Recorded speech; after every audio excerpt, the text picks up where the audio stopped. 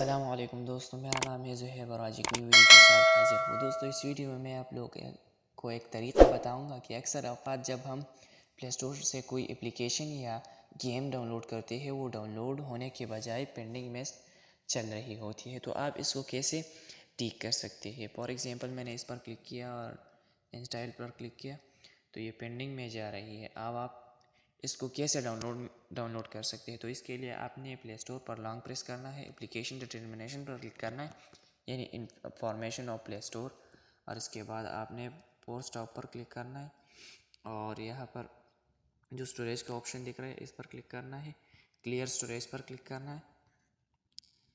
अब आपने फिर से प्ले स्टोर को ओपन कर लेना है और अब आप किसी भी एप्लीकेशन को बआसानी से डाउनलोड कर सकते हैं। फॉर एग्ज़ाम्पल, मैंने इंस्टाग्राम पर क्लिक किया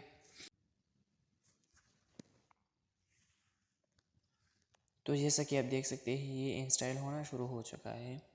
इस तरीके से आप इसका हल निकाल सकते हैं। मतलब जब भी आपका प्ले स्टोर में गेम्स या एप्स इंस्टॉल नहीं हो रही होती है तो आपने यही तरीका अपनाना है और इसको ठीक करना है। तो ये थी हमारी आज की वीडियो। आज के लिए बस इतना ही। खुदा हाफिज़।